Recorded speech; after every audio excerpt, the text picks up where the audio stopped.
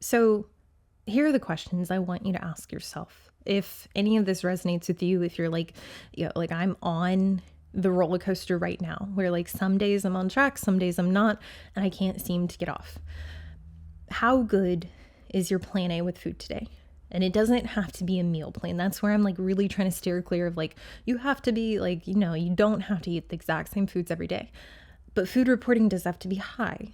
And that isn't just as simple as like, hey, you need to eat like exclusively whole foods, even like within your carb sources, like how honest, and it's not to say that you're being dishonest with intention, but like how high is food reporting? Think about rice, potatoes. Like I've been that person who's like, hey, I need to account for every carb that I'm getting in. So that means that we are weighing the rice and the potatoes raw and then divvying out the total amount of weight afterwards amongst serving sizes. Is that something that you need to do? Well, in the case that you are not losing weight, in the case that adherence is, kind of shoddy and like we're throwing a Hail Mary to increase buy-in, we have to have a clear understanding around where your buy-in is. And if you don't have faith in your current programming, if like the diet itself is very hard to follow because you're like, it's too restrictive for me to stay on, whether or not the numbers actually make sense or not, just being able to identify like, is this something that I can reasonably commit to even just today? And if the answer isn't hell yes, if it's not absolutely, this is a problem because the diet itself, like the deficit, if it's being in a deficit that's problematic for you, then we probably don't need to be in a deficit because that isn't going to get better with time. That's not going to get better from being in the deficit. You're not going to outrun the buy-in you don't have, which is now spiraling and turning into ways to, creatively be non-adherent. That's not going to come with seeing the scale go down just a little bit. It's not like the pace that you would have to keep up for that to even happen is just very unrealistic. Question number 2. If it sucks, if your plan for food actually sucks, and we're not talking about your plan B, plan C, if your plan A for food actually sucks, why are you allowing it to suck? Like, why are you setting yourself up to potentially be kind of adherent? I would find the areas within your diet that you're most likely to slip up on. And that could be like, hey, it's the meal that you have at work because you know that sometimes they order in and your girlfriend always orders for you too, even when you say you don't want it and you don't really know how to be like, hey, I really just want to eat what I brought for lunch today. I'll tell you a story. So client who very adherent throughout the day, breakfast, lunch, snacks, all on board with.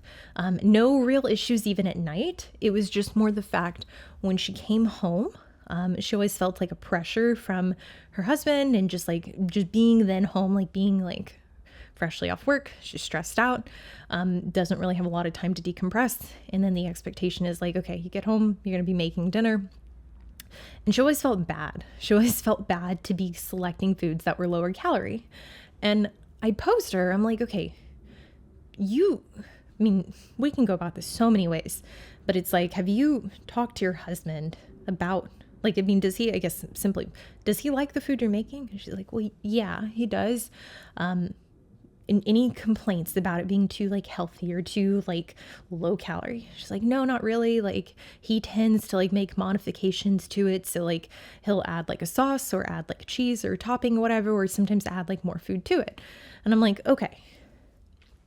And he's fine with that. Like, you've never had a complaint. She's like, no, but I feel bad because I know like I'm kind of forcing him to eat the way I'm eating and he didn't really choose this. And I'm like, yeah, but this is one meal out of the day.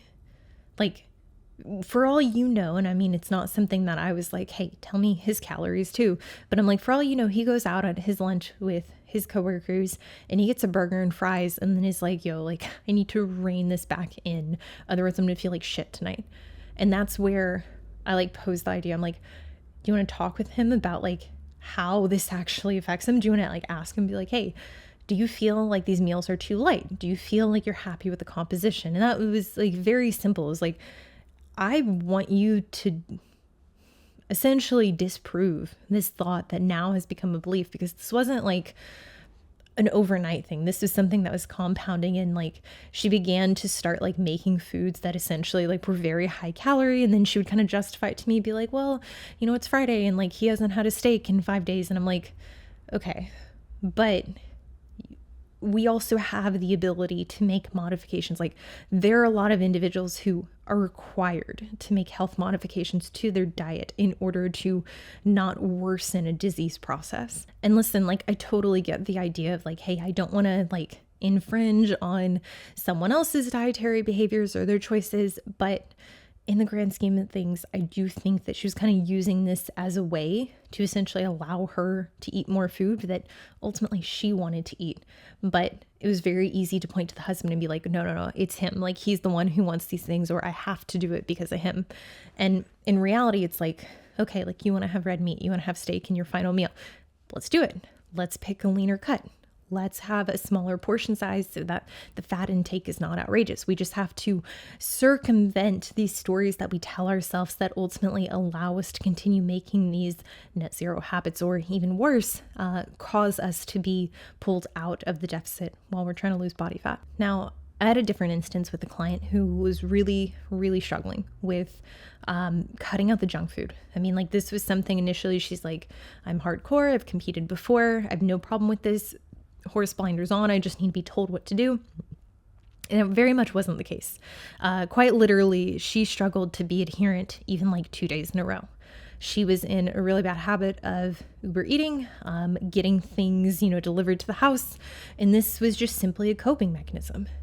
And every time that she would eat something that was like not on plan or like very difficult to track, she would always overdo it, always to the point of like nausea or like almost making herself sick. And I finally posed it to her. I was like, you get these foods, like you literally get them dropped at your door, to you. Why do you want to eat these foods specifically? Why not binge on like a watermelon or like literally 3 apples? Could you do 3 apples, or would you be sick before you got to 3? Like, why is it these foods specifically? And after like several back and forth, she's like, it's because I know I'm not supposed to have them. It's because I'm getting to like allow for non-adherence, and then I don't have the ability to stop. And I'm like, so what if we made it to where some of your meals had things that were technically like naughty foods, like foods you shouldn't like necessarily eat large bouts of, like low micronutrient value? She's like, well, that could work. That could be something that we do. So the next day I was like, okay, here is meal plan. Here's your meal plan when you're on track and adherence is high. And here's your meal plan when you're more than likely going to order in 10 cookies to your house. Now, on the days where you were like, adherence is going to be low today, our goal, our focus is to just do damage control. Like we're trying to prevent the 10 cookies from occurring. So what does that mean? That means it's a completely different ballgame. The goal isn't necessarily to hit within this target macro range that's relative to fat loss. So I think for her, like we were building, but it was still like food wasn't high enough for her to make these allowances very reasonable, considering how much she actually wanted to eat. So it's like on these days where like, like it's not going to be pretty.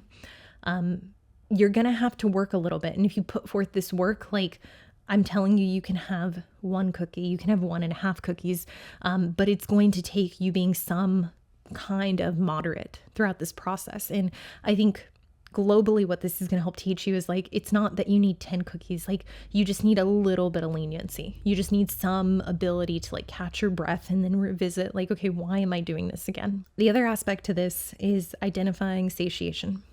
Knowing what that is, knowing what it isn't. What does it look like? What does it feel like?